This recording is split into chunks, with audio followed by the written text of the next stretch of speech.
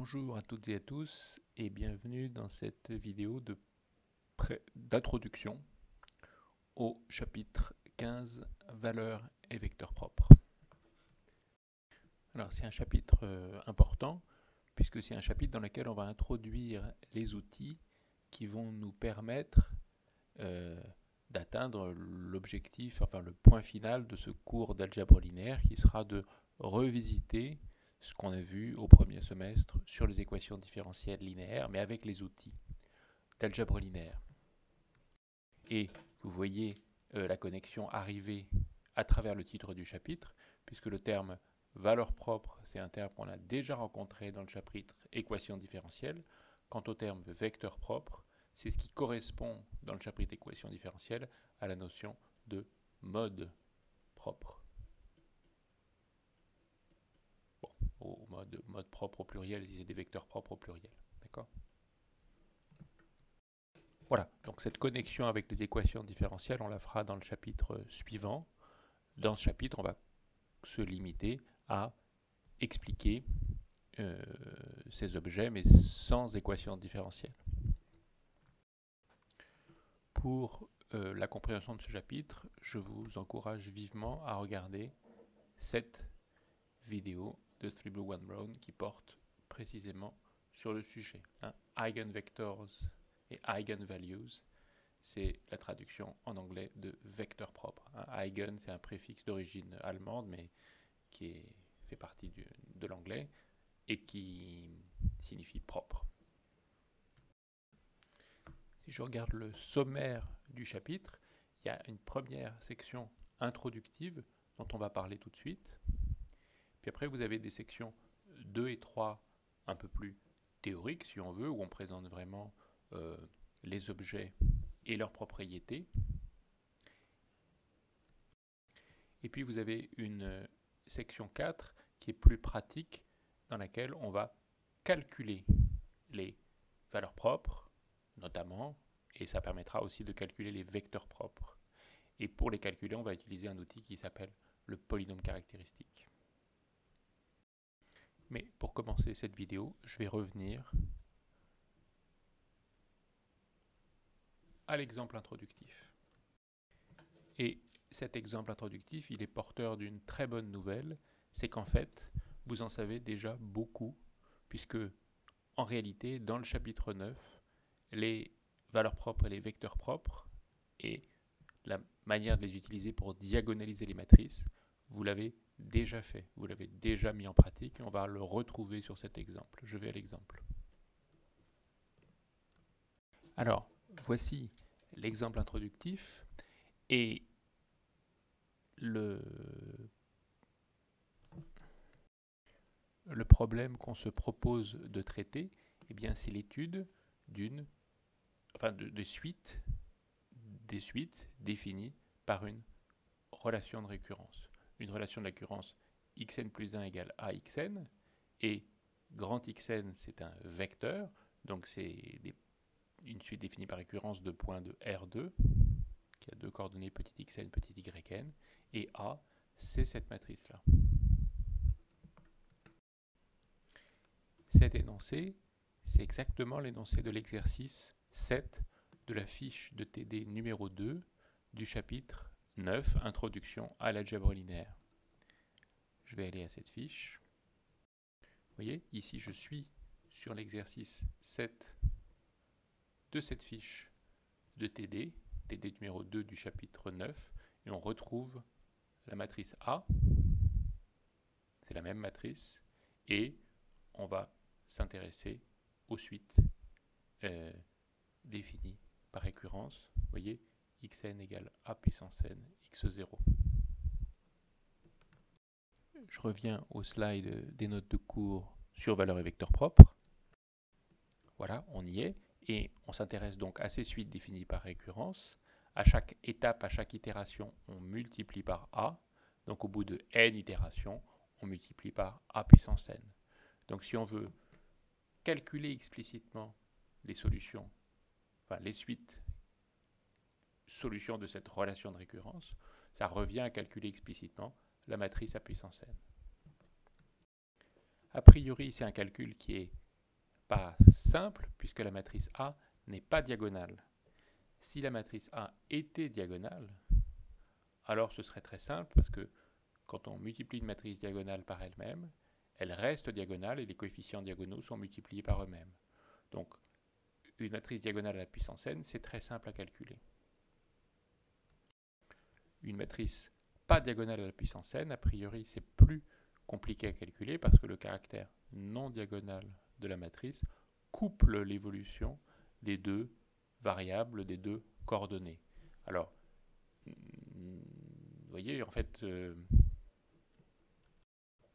je l'ai écrit pour yn plus 1, mais c'est vrai en fait pour les deux variables, xn plus 1 et yn plus 1, chacune, enfin si je prends yn plus 1, je vais prendre ce qui est écrit, il dépend non seulement de yn ici, mais aussi de xn. Et pareil, xn plus 1, alors il ne dépend même pas de xn, mais il dépend de yn. Donc, l'évolution est couplée.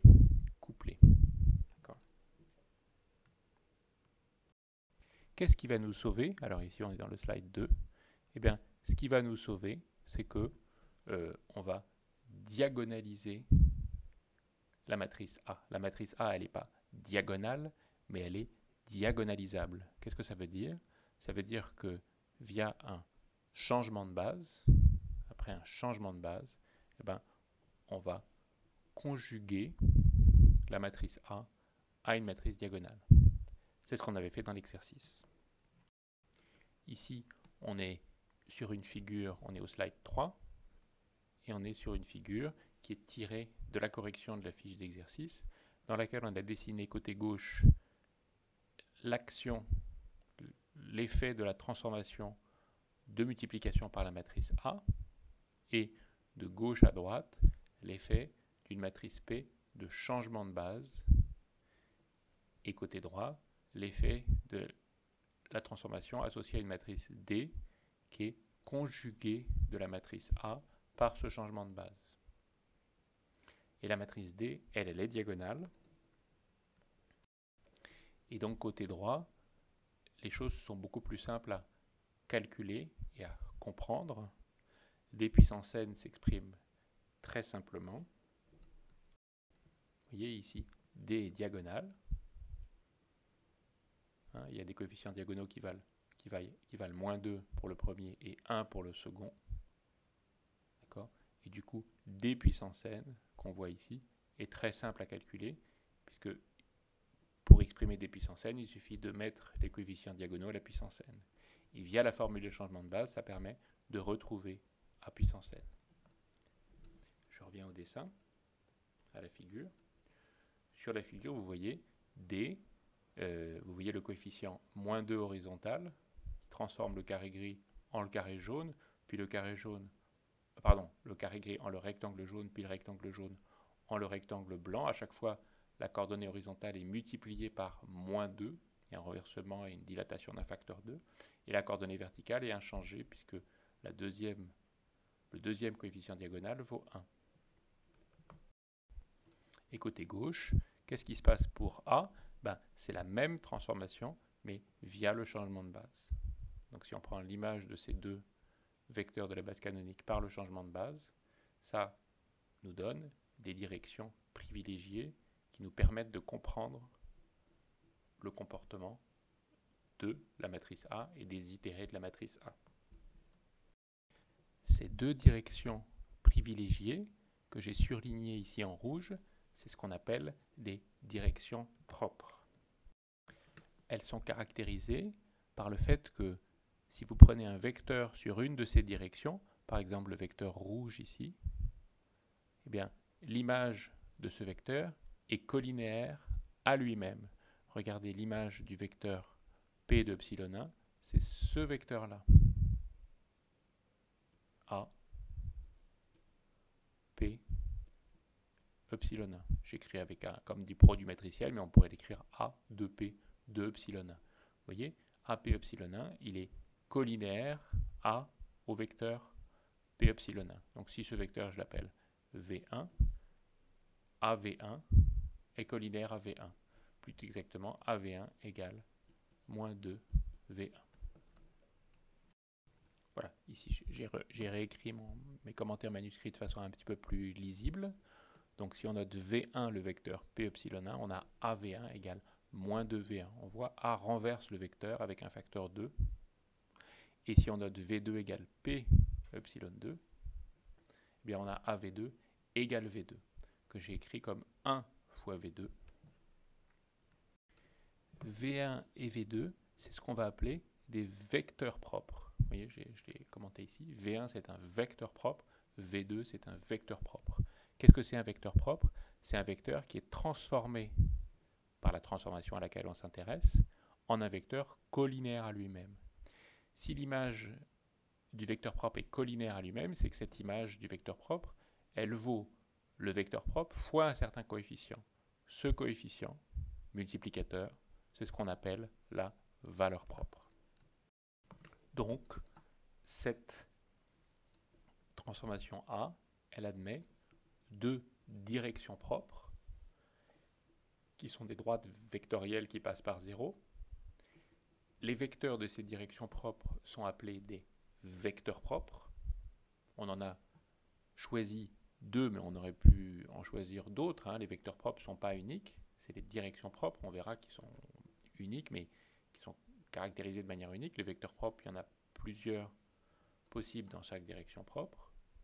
Mais en tout cas, on a choisi des vecteurs propres. Et ces vecteurs propres, ils sont transformés en des vecteurs collinaires à eux-mêmes. Et le facteur multiplicatif entre un vecteur et son image, c'est les valeurs propres. Donc, cette transformation-là, A, elle a deux directions propres qui sont constituées de vecteurs propres. Et ces directions propres sont associées à des valeurs propres, moins 2 et 1. Et ces deux valeurs propres, c'est exactement ce que vous retrouvez sur la diagonale de la matrice D, obtenue par changement de base. Donc si vous choisissez une base de vecteurs propres, et si vous faites un changement de base comme sur la figure, la matrice que vous obtenez après changement de base, elle va être diagonale et elle va contenir sur sa diagonale les valeurs propres. C'est normal parce que regardez, le premier vecteur de la base canonique, il est envoyé par la matrice de passage, par le changement de base, sur le premier vecteur propre. Le premier vecteur propre, il est envoyé par A sur moins 2 fois lui-même. Et donc, quand vous faites P moins 1 dans l'autre sens, vous arrivez sur moins 2 epsilon 1, qui est ici. De même pour le deuxième vecteur de la base canonique côté droit, si vous prenez son image par P, puis vous appliquez A, quand vous appliquez A, vous multipliez par la valeur propre qui vaut 1, puis vous revenez en arrière, vous êtes de nouveau, vous restez sur epsilon 2. Donc, la matrice D, les vecteurs propres pour la transformation côté droit, c'est les vecteurs de la base canonique maintenant, ou les directions propres, si vous voulez, c'est les deux directions de la base canonique. D'où le fait que la matrice D est diagonale et qu'elle contient, sur sa diagonale, les deux valeurs propres de la matrice A. Bon, et bien, au risque de vous décevoir, à travers cet exemple, on a vu l'essentiel, et en fait on avait donc déjà vu dans le chapitre introductif, l'essentiel des idées sur lesquelles on va travailler dans ce chapitre valeurs et vecteurs propres. L'essentiel est là. La notion de valeur propre, de vecteur propre, de direction propre et de changement de base pour diagonaliser la matrice. Alors, la bonne nouvelle, entre guillemets, mais qui n'est pas non plus parfaitement bonne, sinon ce ne serait pas drôle, c'est que les matrices, on verra qu'elles sont souvent diagonalisables. Mais pas toujours. Et donc, un des objectifs de chapitre, ce sera d'établir des critères de diagonalisabilité, donc des critères qui permettent de savoir si une matrice est ou non diagonalisable, et quand elle est diagonalisable, bien sûr, il faudra être capable de mener les calculs pour la diagonaliser. Je vais corriger ici.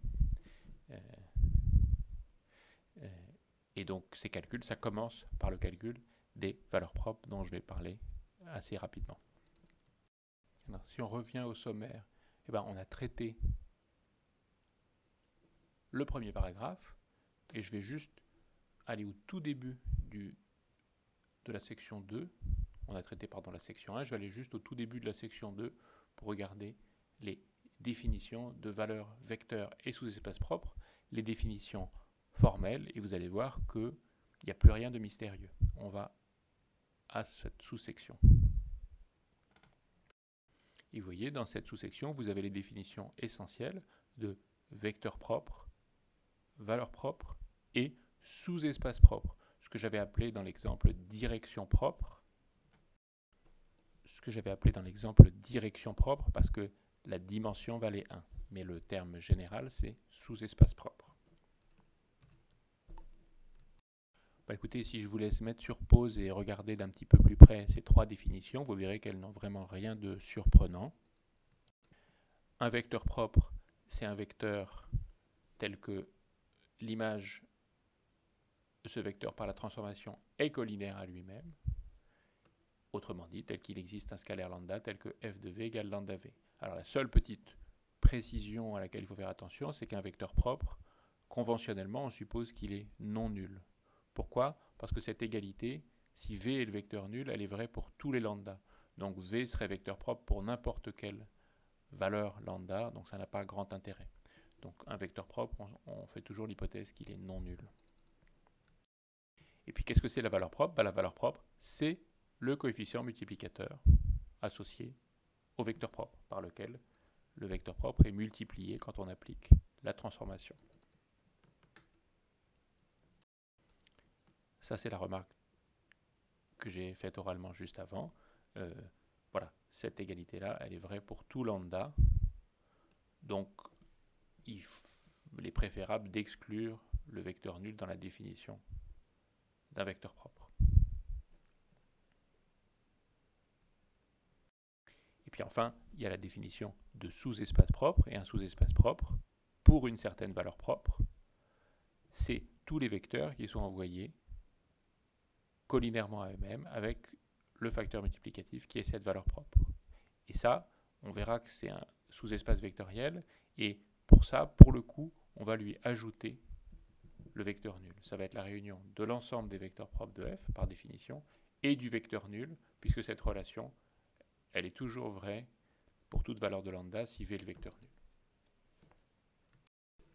Donc si je reviens au sommaire, on a traité cette section-là, cette sous-section-là de définition vecteur-valeur sous-espace propre. Alors, dans cette vidéo, on ne va pas en dire plus sur cette section 2, ni sur cette section 3. C'est des sections qui consistent à explorer plus en profondeur les notions, les définitions, les propriétés.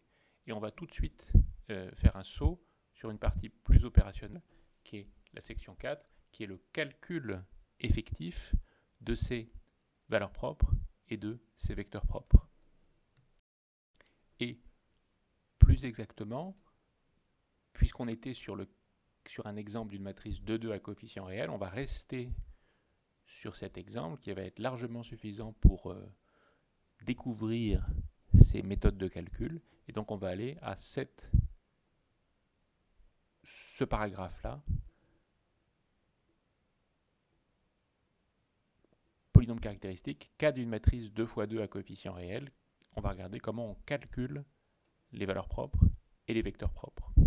Donc je vais à ce paragraphe. Alors, regardez sur ce paragraphe. Donc on a pris une matrice 2,2, coefficient A, B, C, D.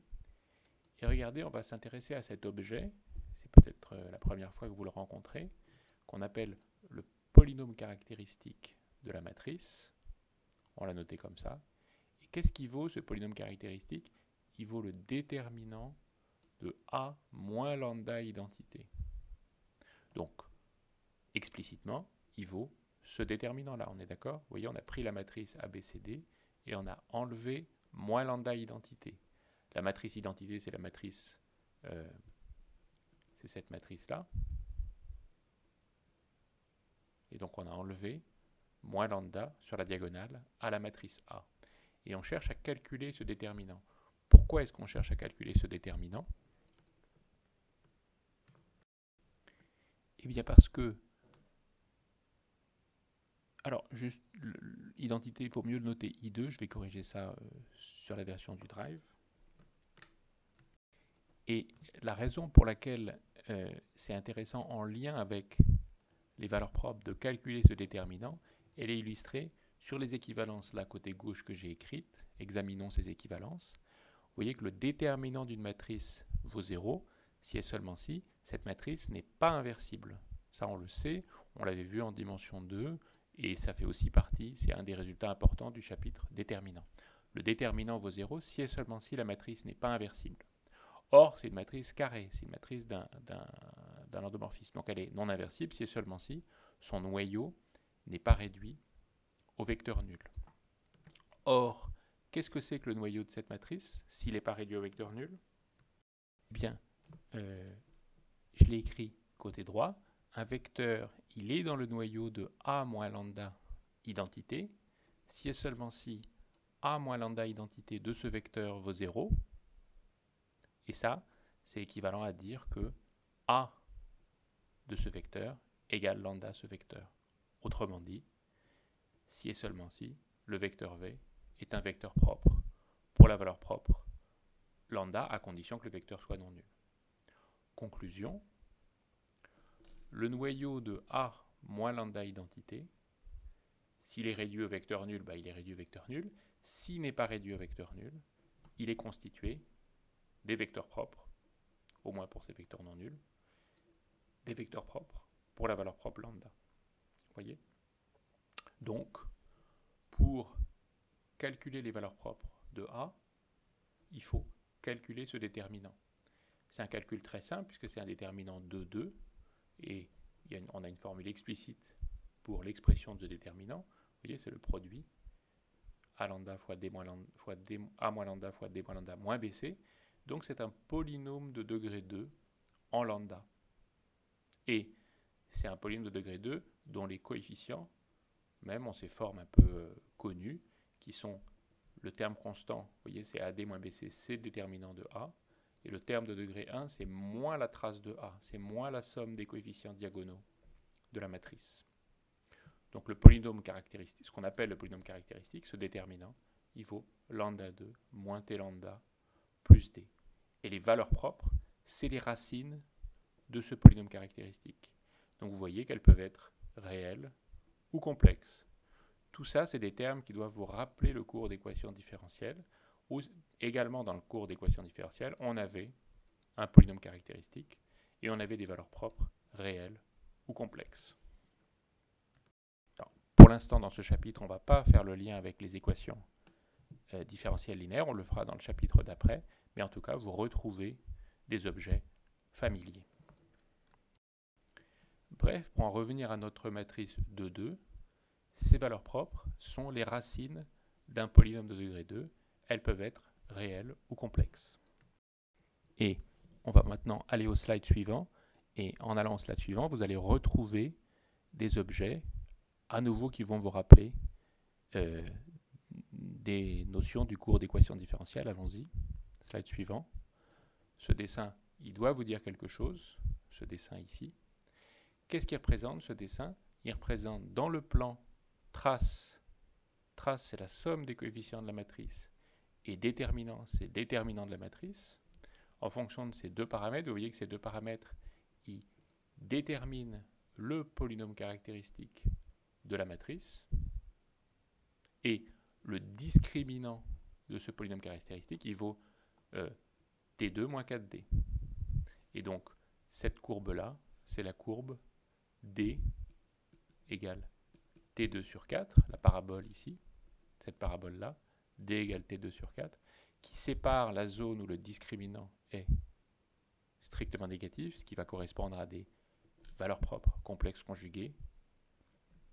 Donc la parabole elle-même, c'est là où le discriminant vaut 0, et de l'autre côté, c'est là où le discriminant est strictement positif, c'est-à-dire où on aura des valeurs propres réelles. Et comment dire, donc de toute façon, il y a toujours deux valeurs propres, réelles ou complexes, éventuellement confondues. Donc le polynôme caractéristique, vous pouvez toujours l'écrire comme un produit. Et quand vous développez ce produit, enfin toujours l'écrire factorisé suivant les racines, quand vous développez cette factorisation, vous retrouvez simplement par développement le fait que la somme des racines, ça vaut la trace, et le produit des racines, ça vaut le déterminant. Normalement, c'est des choses avec lesquelles vous êtes familier, puisqu'on a pas mal manipulé ça pendant le cours d'équations différentielles. Et donc, lorsque les racines sont réelles, le déterminant qui est le produit des racines va gouverner leurs signes, notamment est-ce que les signes sont les mêmes, déterminants positifs, ou est-ce que les signes des deux racines, des deux valeurs propres, sont opposés, déterminants négatifs. Il n'y a pas d'équation différentielle, mais formellement, comme on est en train de regarder les racines d'un polynôme de degré 2, on manipule les mêmes objets formels, quoi. Je vais aller au slide d'après parce qu'il y a une petite applette qui permet d'illustrer ces objets. Voilà, donc ça c'est le lien vers l'applet et une capture d'écran de l'applet. Et l'applet, elle montre exactement ça. Elle montre côté droit le polynôme caractéristique P indice A de lambda en fonction de lambda pour une matrice A qui vaut cette matrice ABCD. Donc vous voyez, ce polynôme caractéristique, si je reviens à son expression, il vaut lambda 2 moins t lambda plus d, donc le terme dominant c'est lambda 2, donc ce polynôme caractéristique c'est bien une parabole avec concavité vers le haut. Bien sûr, il peut ne pas y avoir de racines réelles. Ici, dans l'applet telle qu'elle est présentée, il y a deux racines réelles. Et côté gauche de l'applet, qu'est-ce qu'on a représenté? On a représenté en fait les lignes, j'essaie de les dessiner, les lignes associées aux deux, comment dire, ça c'est les noyaux des deux formes linéaires associées à la matrice, c'est ce qui est écrit en commentaire. Donc ces deux droites, je les ai reliées là, les deux droites rouge et bleu, aux deux lignes de la matrice, c'est aussi des choses avec lesquelles vous êtes un peu familier. Donc la droite rouge, c'est le noyau de la forme linéaire associée à la première ligne, et la droite bleue, c'est le noyau de la forme linéaire associée à la deuxième ligne. Quand on va faire varier lambda qui se trouve ici, là, au moment, sur la capture d'écran, quand on va rapprocher lambda des racines du polynôme caractéristique, qu'est-ce qui va se passer pour les deux droites rouge et bleu? Je vous laisse mettre sur pause et y réfléchir. Ben, ce qui va se passer, c'est que quand on atteindra exactement une valeur propre, le polynôme caractéristique va s'annuler, donc la matrice ne sera plus inversible. Autrement dit, elle aura un noyau de dimension au moins 1. Et concrètement, ce qui va se passer, c'est que les deux droites vont se rapprocher quand lambda va se rapprocher des zéros du polynôme jusqu'à se confondre. Et quand elles seront confondues, les deux droites seront égales au noyau de la matrice quand lambda sera égal à l'une ou l'autre des deux valeurs propres. Je vais aller à l'applet pour vous montrer sur l'applet en réel. Voilà, ici on est sur l'applet en réel. Donc on a notre matrice de 2, je pourrais faire varier les 4 coefficients A, B, C, D, mais ce n'est même pas indispensable ici. Je vais surtout faire varier l'argument lambda du polynôme caractéristique qui est représenté côté droit. Donc ici pour l'instant lambda vaut 0, vous voyez l'argument est au milieu. Mais si je fais varier lambda, qu'est-ce qu'on voit? On voit que, évidemment, les deux droites qui sont les noyaux des formes linéaires pas associés à la matrice A, associés à la matrice A moins lambda identité, bah, ces deux droites varient. Et quand on se rapproche d'un endroit où le polynôme caractéristique s'annule, et quand il s'annule complètement, bah, les deux droites se confondent, et à ce moment-là, la droite qui est égale aux deux noyaux de ces deux formes linéaires associées aux deux lignes de la matrice A moins lambda identité, c'est le noyau de A moins lambda identité, et donc c'est la direction propre. Ici, cette droite-là, c'est la direction propre associée à la valeur propre 2. Et si je déplace lambda de l'autre côté jusqu'à la valeur moins 2, eh bien, j'obtiens, côté gauche, la direction propre associée à la valeur propre moins 2. Donc cette matrice, si vous calculez sur le polynôme caractéristique, effectivement, les deux racines, c'est 2 et moins 2. Et les deux directions propres sont données par ces deux droites. On revient au slide du cours.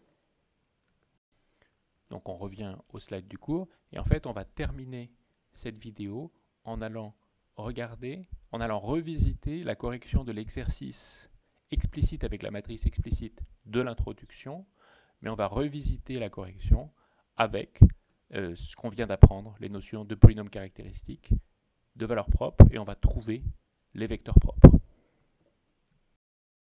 Donc au niveau du sommaire, je vous montre juste ce qu'on a fait. On a regardé le cas d'une matrice de 2 à coefficient réel, qui est un cas, on va dire, à la fois très particulier, on peut dire très simple, mais en même temps très important. Ce sera le cas le plus important dans le chapitre suivant sur les systèmes dynamiques linéaires. Et puis on a regardé l'applet qui illustre les notions de polynômes caractéristiques, valeurs propres et direction propre dans ce cas-là. Vous voyez, si vous allez un petit peu plus loin dans le chapitre, vous aurez des cas entre guillemets plus compliqués parce que vous aurez des cas avec des valeurs propres complexes, conjuguées, ou bien des cas avec des matrices 3-3, voilà, pour aller un peu plus loin dans les calculs. On verra ça plus tard.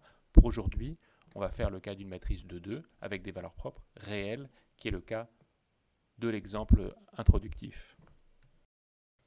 Revoici donc l'exemple introductif avec tous les gribouillages, mais les gribouillages, ils représentent donc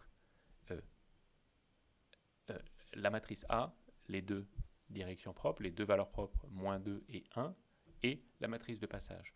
Donc ce qu'on va faire maintenant, on va faire l'inverse de ce qu'on avait fait en TD du chapitre 9. Dans le TD du chapitre 9, la matrice P, elle était donnée. Et même la matrice D, je ne sais plus exactement, attendez, on peut aller regarder. Voilà. Ça, c'est l'énoncé de l'exercice dans le chapitre 9. Ici, on est dans le chapitre 9. Hein, c'est la fiche de TD numéro 2 et l'exercice 7. Et tel que les choses étaient formulées dans cet exercice, vous aviez la matrice A, et puis la matrice P, la matrice de passage, était donnée. La matrice de passage, ces colonnes, ce sont les vecteurs propres.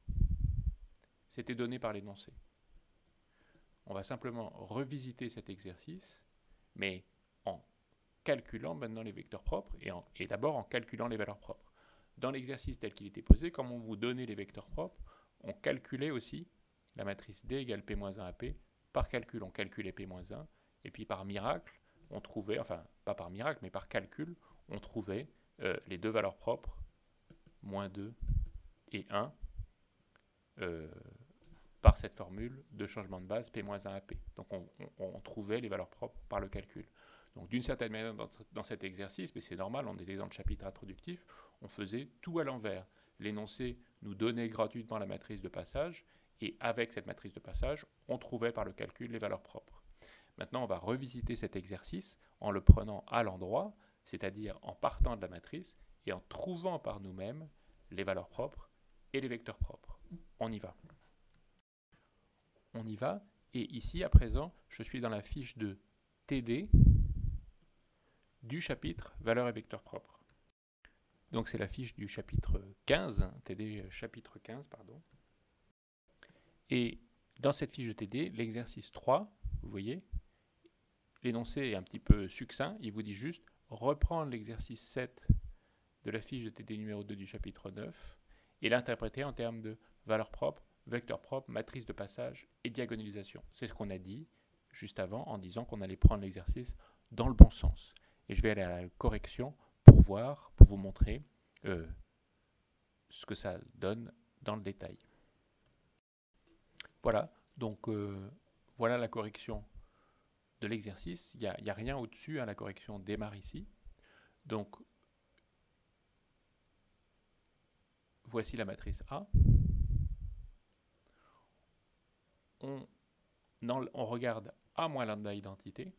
Donc on enlève à A la matrice identité en dimension 2. Et on prend le déterminant de cette matrice A moins lambda identité. C'est ce déterminant. Ce déterminant, il vaut le polynôme caractéristique. Ici, vous retrouvez le fait que la trace égale moins 1, la trace de la matrice, et le déterminant égale moins 2, et moins la trace, vous le retrouvez à travers ce coefficient plus 1, et le déterminant, vous le retrouvez à travers ce coefficient moins 2. Donc le polynôme est très facile à factoriser. Les racines du polynôme, c'est moins 2 et 1. Attention, les racines du polynôme, ce n'est pas la trace et le déterminant. Hein. Il se trouve que moins 2, c'est à la fois le déterminant et une des racines, mais voilà.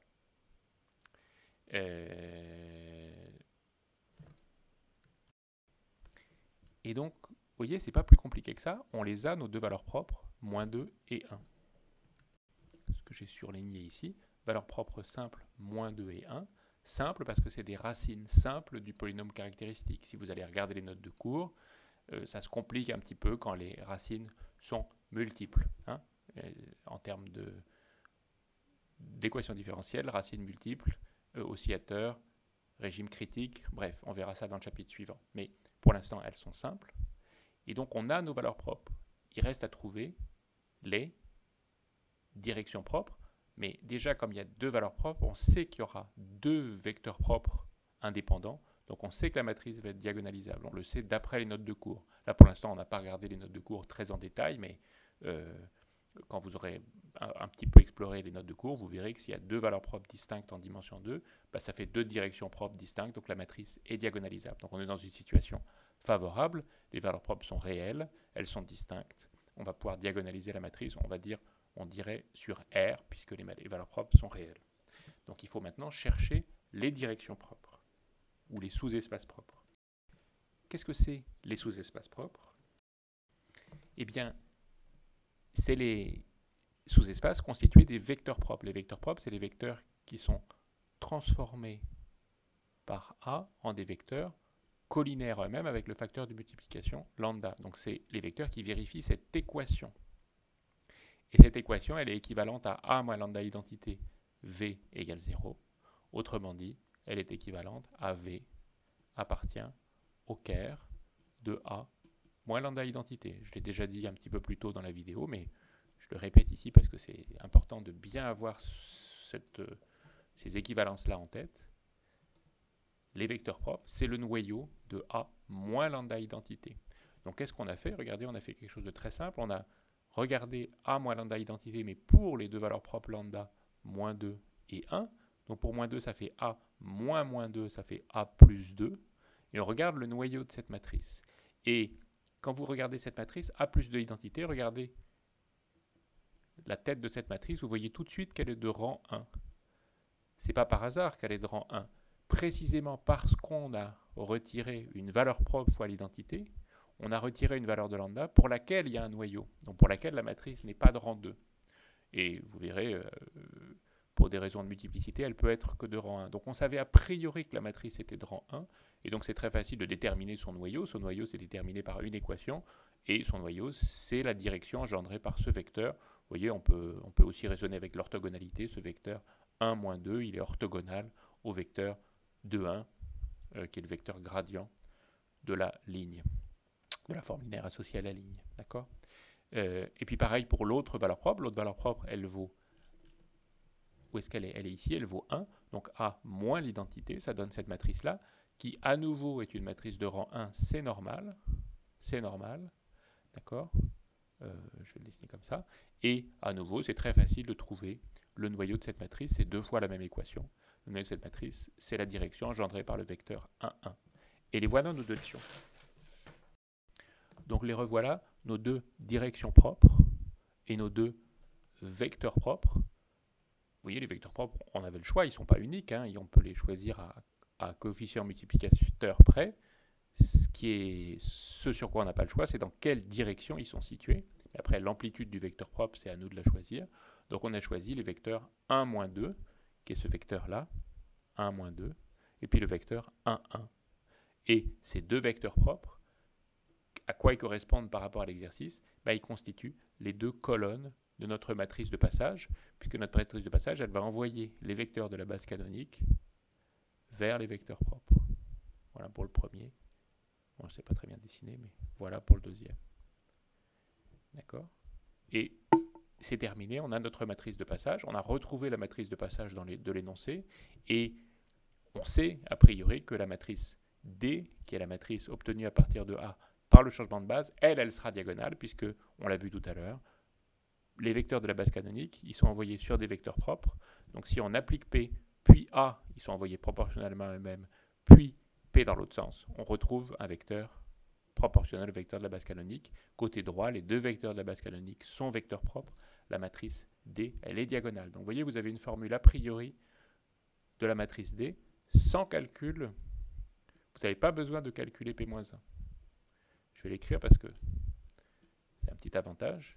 Donc vous voyez, par rapport au chapitre introductif, on a gagné en compréhension et en hauteur de vue.